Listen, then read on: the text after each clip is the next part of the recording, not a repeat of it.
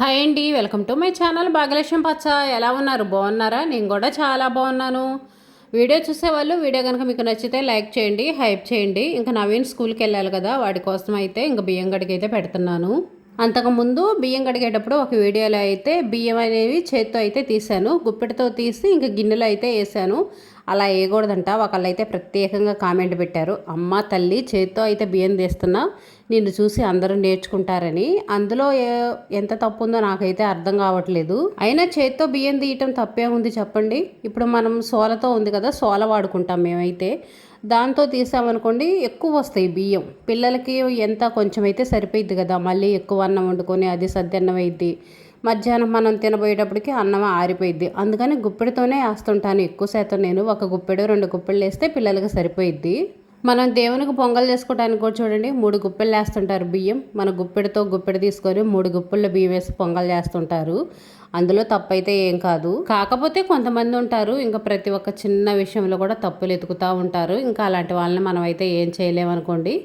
ఇంక నేనైతే బియ్యం కడిగేసి పెట్టేశాను. గ్యాస్ పొయ్యి అయితే క్లీన్ చేస్తున్నాను. పొయ్యి చూడటానికి కొంచెం ఎక్కువ డస్ట్ అనేది ఉందనుకోండి, ఉదయం పూటే క్లీన్ చేస్తుంటాను. బాగానే ఉందనుకోండి, ఇంకే పొయ్యి ముట్టించబోయే ముందు పైన అయితే క్లీన్ చేసి పొయ్యి అయితే ముట్టిస్తుంటాను. ఇంకా పొయ్యి అయితే మొత్తం నీట్గా అయితే తుడిచేసాను, నార్మల్ నీళ్ళతోనే తుడిచేసాను. ఇంకా ఒక పొయ్యి మీద నవీన్కైతే అన్నం పెడతాను. ఈ లైటర్ ఉంది చూడండి, ఇదైతే సరిగ్గా ఎలగని కూడా ఎలగట్లేదు. ఒక్కోసారి గ్యాస్ ఆన్ చేసి అలాగనే కొడతా ఉన్నాను, సరిగ్గా వెలగట్లేదు. ఇంకా దీని పని అయిపోయిందట్టుంది. మార్చేసి ఇంకోటి అయితే తీసుకోవాలి. తీసుకొచ్చి ఎన్నాళ్ళు రావట్లేదు, సరిగ్గా అయితే రావట్లేదు. పొయ్యి కూడా సరిగ్గా మంట రావట్లేదు. చాలా ఇబ్బందిగా అనిపిస్తుంది, కానీ తప్పదు, ఇంకెలాగలా అడ్జస్ట్ అవటమే. అన్నం పొయ్యి మీద పెట్టేసి అన్నం మీద మూత పెట్టి గ్యాస్ అనేది సిమ్లో పెట్టామనుకోండి, ఇంకా అదే ఉడుకుతూ ఉంటుంది. ఈ లోపు కూర చేద్దామని చెప్పేసి ఇంకా కూరగాయలు అయితే తీస్తున్నాను. ఇంట్లో అయితే టమాటాలు, మునక్కాయ అయితే ఒకటి ఉంది. ఇంకా నిన్నే అనుకున్నాను ఈరోజు కూర అయితే ములక్కాయ టమాటా అయితే చేద్దామని. నవీన్ కూడా ఇంకా ఈ కూర ఇష్టంగానే తింటాడు. ఇంకా ఇంట్లో వాళ్ళందరూ అయితే తింటారు, ఇంకే ఇబ్బంది అయితే ఉండదు. పిల్లలు ఇంటి దగ్గర ఉన్నప్పటికీ స్కూల్కి వెళ్ళేటప్పటికి కూర కొంచెం తేడా ఉంటుంది కదా. స్కూల్కి వెళ్ళేటప్పుడు కూర అనేది ఎక్కువ పట్టిద్ది. బాక్స్లో కూర అన్నం కలిపి పెట్టాలంటే కొంచెం కూర ఎక్కువే పట్టిద్ది. అందులో వాళ్ళు మధ్యాహ్నం తింటారు కదా, అప్పటికి చప్పబడకుండా ఉండటానికి మనం కొంచెం కూర ఎక్కువ వేసి మెండుగా కలిపి పెడతాము.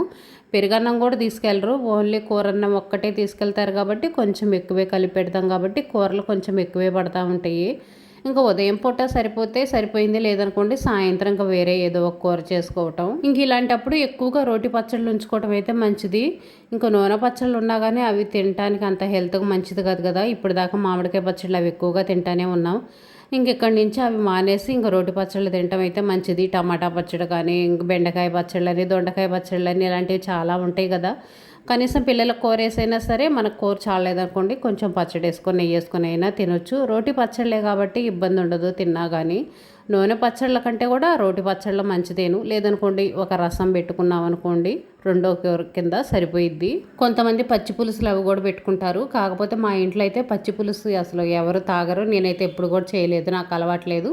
ఎక్కువ శాతం టమాటా రసం పెడుతుంటాను, పచ్చిమిర్చి టమాటా పచ్చడి అయితే చేస్తాను. ఇదైతే ఇంట్లో వాళ్ళు కొంచెం మా అబ్బాయి తినకపోయినా మా అమ్మాయి తింటుంటుంది.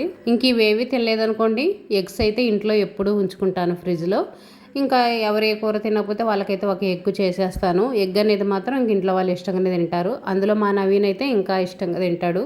కొంచెం పచ్చిమిర్చి పచ్చడి వేసి నెయ్యి వేసి ఒక ఆమ్లెట్ వేసి ఇచ్చినా సరే ఇష్టంగానే తింటాడు. ఇంకా కూర అయితే పొయ్యి మీద వేసాను. ములక్కాయలు టమాటాలు పొయ్యి మీద వేసేసి కొంచెం ఉప్పు పసుపు వేసి కుదిపేసి అయితే పెట్టాను. మన గ్యాస్ కొంచెం హైలో ఉన్నప్పుడు ఆ మంటకు అనేది కొంచెం నూనె అంటుకుంది అనుకోండి, మంట ఎక్కువగా వచ్చింది. అందుకని జాగ్రత్తగా ఉండాలి. మనం కూరలు కానీ డీప్ ఫ్రైలు కానీ ఇలాంటివి చేసేటప్పుడు కొంచెం గ్యాస్ అనేది తగ్గించి పెట్టుకోవటమే మంచిది. ఆయిల్ దాకా వచ్చేటట్టయితే గ్యాస్ పెట్టుకోకూడదు. ఎందుకంటే ఇందాక నేను కూర తిప్పుతున్నాను చూడండి, కుదిలిచ్చేటప్పుడు కొంచెం నూనె పడ్డది, అప్పటికే కొంచెం మంట అయితే వచ్చింది. అదే ఎక్కువ నూనె ఉందనుకోండి చాలా ప్రాబ్లం అవుతుంది. అందుకనే మనం డీప్ ఫ్రైలు చేసేటప్పుడైనా గ్యాస్ మరీ హై ఫ్లేమ్లో కాకుండా మీడియంగా పెట్టుకొని చేసుకోవటం అయితే మంచిది. కూరలు ఇలాంటివి చేసుకునేటప్పుడు గ్యాస్ సిమ్లో పెట్టుకున్నాం అనుకోండి, మనకు గ్యాసు ఆదా అయ్యిద్ది. ఒక్కోసారి మనం కూర పొయ్యి మీద పెట్టి మర్చిపోతుంటాం, అలాంటప్పుడు కూడా కూర ఎక్కువ మాడకుండా ఉంటుంది. సిమ్లో పెట్టి చేసుకోవటం మంచిది. కూర కొంచెం టేస్ట్ ఉండటం కోసం 4 ఎల్లిపాయలు అయితే కచ్చాపచ్చాగా నూరైతే వేసాను. చిన్న రోలు బాగా ఉపయోగపడుతుంది నాకు ఇలా పొయ్యి దగ్గర ఏమైనా చిన్న చిన్నవి నూరుకోవడానికి. కాకపోతే ఆ రోలుకి ఇంకా పత్రం లాంటిది వస్తుంది కదా, పత్రం కాదు అదేంటిది నూరేది ఉంటుంది కదా, అదైతే ఇరిగిపోయింది. ఇంకా ఇరిగిపోయిన ముక్కనే అలాగనే వాడేస్తున్నాను. ఎప్పుడన్నా 4 ఎల్లిపాయలు దంచడానికి వాడతా కానీ ఇంకెక్కువ శాతం దేనికైతే వాడను. ఇంకా అలాగే పని గడిపేస్తున్నాను. కొత్త రోళ్ళు వచ్చినప్పుడు ఒకటి చిన్నదైతే తీసుకోవాలి. ఇప్పుడు ఆన్లైన్లో కూడా మనకు మంచి రోళ్ళు అయితే దొరుకుతున్నాయి. ఒకటి ఎక్కువ రేటు కూడా ఉండదు, 200-300 వచ్చేసిద్ది. ఇంకా టిఫిన్ చేయటం కోసం అయితే ఉల్లిపాయ అయితే కట్ చేస్తున్నాను. ఇంకా పిండి అయితే వేయలేదు, మొన్నే దోశల పిండి అయిపోయింది. ఇంకా దోశల పిండి అయిపోయిన తర్వాత మళ్ళీ పిండి అయితే వేయలేదు, 2 రోజులు గ్యాప్ అయితే ఇచ్చాను. నిన్న అన్నం మిగిలితేనేమో ఎగ్ ఫ్రైడ్ రైస్ అయితే చేశాను. ఈరోజు కూడా అన్నం కొంచెం ఎక్కువే మిగిలింది. ఇంకా అందుకని చెప్పేసి ఈరోజు కూడా ఫ్రైడ్ రైసే చేస్తున్నాను. పులిహార చేస్తాను అనుకోండి, తినరు. అది కాక ఇంట్లో నిమ్మకాయలు అవి కూడా లేవు. మళ్ళీ చింతపండు పులుసు ఉడకబెట్టి ఇదంతా చేసేటప్పటికి నవీన్కి లేట్ అవుతుందిలే అని చెప్పేసి ఇంకా ఫ్రైడ్ రైస్ లాగా చేస్తున్నా. ఇదైతే బంగాళదుంప కూర. నైట్ అయితే బంగాళదుంప కూర చేశాను, అది కొంచెం మిగిలింది. ఇంకా ఎలాగో ఎక్కువసేపు ఉంచినా సరే బంగాళదుంప కదా వాసన వచ్చిద్దిలే అని చెప్పేసి ఫ్రైడ్ రైస్ చేద్దామని చెప్పేసి ఇలా అయితే చేస్తున్నాను. ఆయిల్ వేసి ఉల్లిపాయ ఫ్రై అయిన తర్వాత కూర మిగిలింది కదా, ఆ కూర అయితే వేసి కొంచెం సేపు ఫ్రై చేశాను. ఇంకా మసాలా కూడా ఏం వేయలేదు, ఎందుకంటే నేను కూర చేసేటప్పుడే మసాలా వేసాను. ఇది మనం నీళ్ళల్లో ఉడకబెట్టి చేస్తాం కదా బంగాళదుంప ఫ్రై, పచ్చిమిర్చి కాకుండా కారం వేసి అయితే ఆ ప్రాసెస్లో చేశాను. అందుకని చెప్పేసి మసాలా వేసాను.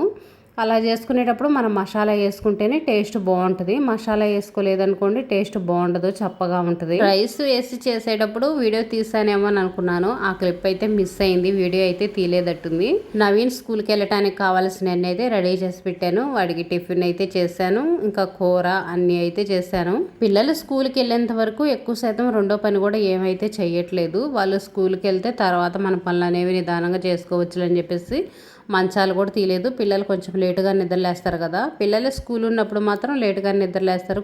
స్కూల్ లేకపోతే మాత్రం త్వరగానే నిద్రలేస్తారు. కానీ వాళ్ళు నిద్రలేచేటప్పటికే 6:30 అలా అవుతుంది, 6:30 దాడుతుంది కూడా. ఇంకా అప్పుడు మనమేమో వంటగదిలో ఫుల్ బిజీగా ఉంటుంటాం కదా అని చెప్పేసి ఇంకా మంచాలు అయితే అలాగనే ఉంచాను. ఇంకా వాడు స్కూల్కి వెళ్ళి నాకు ఇంట్లో పని అయిపోయిన తర్వాత, స్కూల్కి వెళ్ళకపోయినా కానీ వంటగదిలో పని అయిపోయిన తర్వాత ఇంక ఈ మంచాలు తీయటం సర్దటం ఈ పనులు అయితే చేశాను. ఇంకా బెడ్షీట్ కూడా సరి చేసి అయితే వేసాను. ఇంకా మన అసలు సిస్తలైన పనులు ఉన్నాయి కదా, ఈ పనులన్నీ చేయాలంటే మాత్రం ఇంకా ఓపిక ఉండాలంటే నేను మాత్రం వేడి నీళ్ళు తాగుతాను. పిల్లలకు స్కూల్ ఉన్నప్పుడు మాత్రం వాళ్ళు స్కూల్కి వెళ్ళిన తర్వాత ఇంకా ప్రశాంతంగా కూర్చొని వేడి నీళ్ళు తాగేసి తర్వాత ఇంకా అంట్లు కడగటం బట్టలు ఉతకటం ఆ పనులు అయితే చేస్తాను. వాళ్ళు స్కూల్కి వెళ్ళేటప్పటికి 7:30 అయితే అయింది. ఇంకా తర్వాత నేను వాటర్ అవన్నీ తాగి కొంచెం నిదానంగా పనులు మొదలు పెట్టేటప్పటికైతే 8 అయింది. ఇంకా 8 నుంచి 9 లోపు అయితే అంట్లు కడగటం బట్టలు ఉతకటం ఈ పని అయితే అయిపోయిద్ది. తర్వాత ఇంకా ప్రశాంతంగా కూర్చొని టిఫిన్ అయితే తింటాను. టిఫిన్ తిన్న తర్వాత ఇంకా మన పనులు ఉంటాయి కదా, ఇల్లు ఊడవటాలు తుడవటాలు ఈ పనులు అయితే స్టార్ట్ చేస్తాను. ఇంకా మా అమ్మాయి ఉంది కాబట్టి నేను ఇల్లు కసులు ఊడ్చాను అనుకోండి, తను బండ్ల తుడవటం అలా అయితే చేస్తూ ఉంటుంది. ఒక్కోసారి కుదరలేదనుకోండి సాయంత్రం పూట తుడవటం అలా అయితే చేస్తాను. వీలుని బట్టి పనులు అయితే చేస్తూ ఉంటాము. మనం ఏ పనులైనా వాయిదా వేసుకోవచ్చు కానీ అంట్లు పని మాత్రం వాయిదా వేసుకోము. ఎందుకంటే టబ్లో వేసి పెట్టామనుకోండి ఇంకా అంట్లు అనేవి వస్తానే ఉంటాయి, కానీ ఆ పని అనేది మాత్రం మనకు తరగదు. ఎక్కువైపోతుంటుంది కానీ తక్కువ అవ్వదు. ఇల్లు ఊడవటం తొడవటం అనేది మనం సాయంత్రం అయినా పెట్టుకోవచ్చు. ఎందుకంటే ఆ పని అనేది ఇంకెప్పుడైనా ఒకటే పని ఉంటుంది కాబట్టి.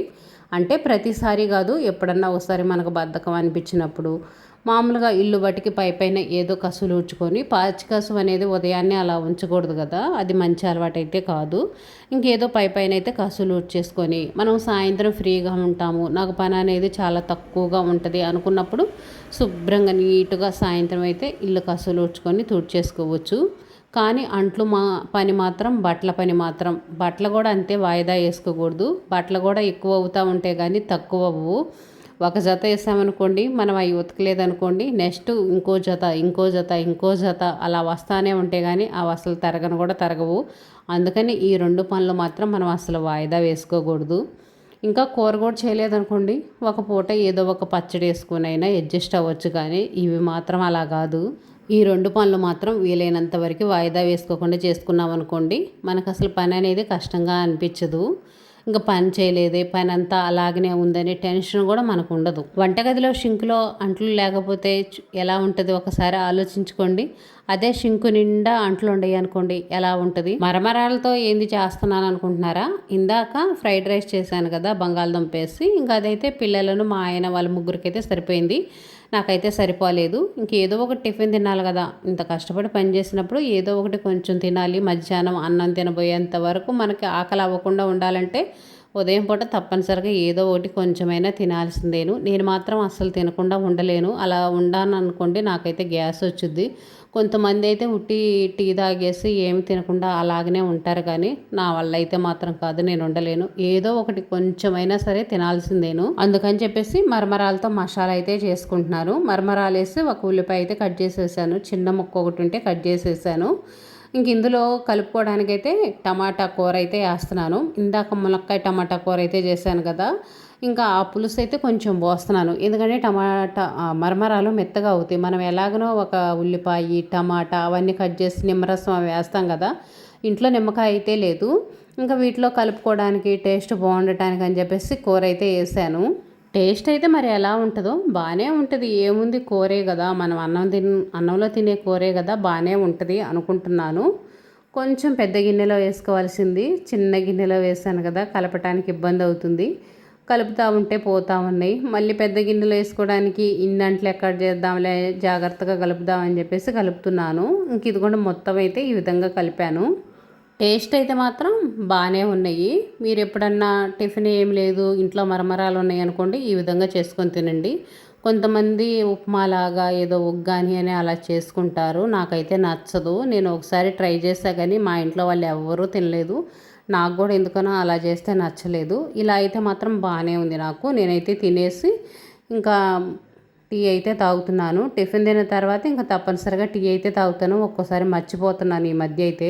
ఇంక ఇప్పుడైతే గుర్తుంచుకున్నలా టీ పెట్టుకొని టీ అయితే తాగుతున్నా. ఇంకా టిఫిన్ తిని టీ తాగాను కదా, పొట్ట బిర్రుగా ఉంటుంది, మధ్యాహ్నం దాకా హాయిగా ఉంటుంది. ఇంక ఇదేనండి ఈరోజు వీడియో.